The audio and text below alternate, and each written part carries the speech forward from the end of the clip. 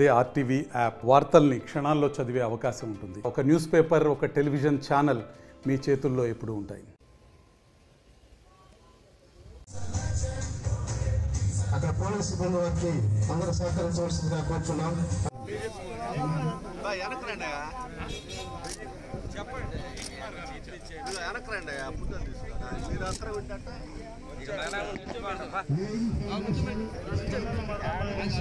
ఒక్క నిమిషం ఆగండి సార్. ఇట్రాన్నా సత్యం. ఏపీఐఎస్ ఆధ్వర్యంలో ఒంగోలులోని ఆటో నగర్లో సుమారుగా 10.95 కోట్ల రూపాయలతోటి ఇక్కడ అభివృద్ధి పనులు చేసుకోవడం మా ప్రభుత్వానికి ఉన్నటువంటి చిత్తశుద్ధిని తెలియజేస్తూ ఉంది.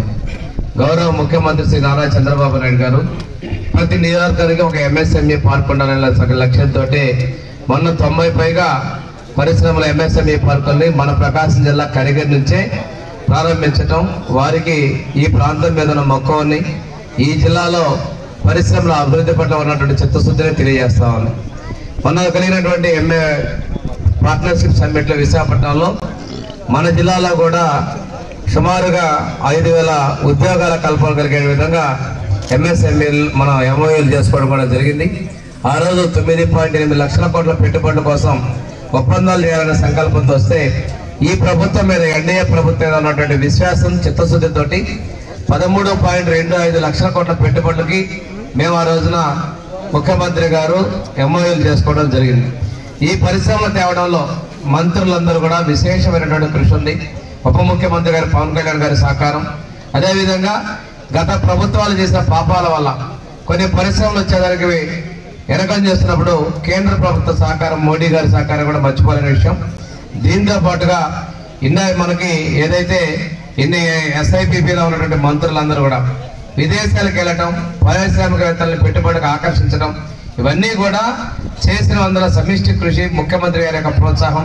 ముఖ్యంగా యువగలంలో 20 లక్షల ఉద్యోగాలను ప్రామిస్ చేసినట్టు మన యువనేత ఐటీ శాఖ మంత్రి శ్రీ నారా లోకేష్ గారు విదేశాలకు వెళ్ళి కంపెనీలకి నమ్మకాన్ని, విశ్వాసం కలిగి తీసుకురావడంలో వారి కృషి కూడా మనం మర్చిపోలేంది.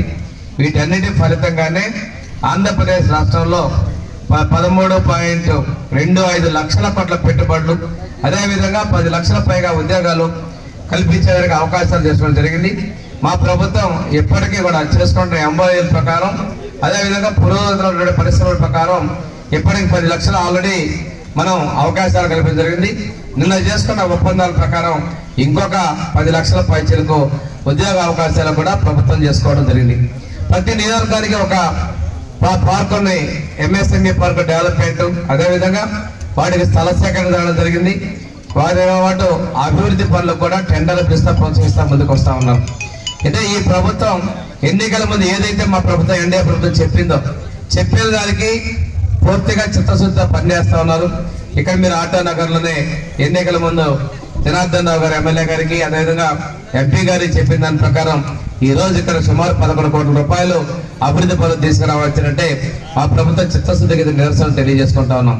ఇదే విధంగా ఇప్పుడు మంచి నీటి కోసం మీరు అడగగానే ఎంపీ గారు తన ఎంపీ నిధుల నుంచి 23 లక్షల రూపాయలు కేటాయిస్తామని చెప్పడం కూడా ప్రజాప్రతినిధులు కూడా ఎంత ప్రోత్సాహకరంగా ఉన్నారు అనే దానికి నిరసన తెలియజేసుకుంటూ, ఈ ప్రాంతాల్లో మీరు చేసే ఆటో నగర్లో చేసేటువంటి ప్రతి చిన్న షాప్ కూడా ప్రజలకు ఉపయుక్తంగా ఉండాలని చెప్పేసి కోరుకుంటూ, ప్రతి నియోజకవర్గంలో కూడా ప్రతి ఇండస్ట్రియల్ కారిడార్ని, ఎంఎస్ఎంఈ పార్క్ అని అభివృద్ధి చేసేందుకు మా ప్రభుత్వం కట్టుబడి ఉందని సందర్భంగా తెలియజేసుకుంటూ, మొన్న ముఖ్యమంత్రి గారు కూడా ఎస్రో అకౌంట్ ఓపెన్ చేసి పెట్టుబడులు వచ్చే వాళ్ళు కూడా మార్గం సుగమం చేస్తా ఉన్నారు. అంటే ఈ ప్రభుత్వం ప్రతి పెట్టుబడులకి, అదేవిధంగా భూముల కేటాయింపులు కూడా చాలా చిత్తశుద్ధితో ఉంది. పరిశ్రమలను ఇక్కడ స్థాపించాలి, ఆ పరిశ్రమల వల్ల ఆదాయం పెరగాలి, అదేవిధంగా ఉద్యోగాలు కాపాడే ఒక లక్ష్యంతో ముందుకెళ్తున్న విషయాన్ని మీరు తెలియజేసుకుంటూ సెలవు తీసుకుంటున్నానండి. Jai Hind. Local to global news at your finger tips. మీ చేతిలో ఒక ఆయుధం. Download Raw TV app. Media legend Ravi Prakash is back.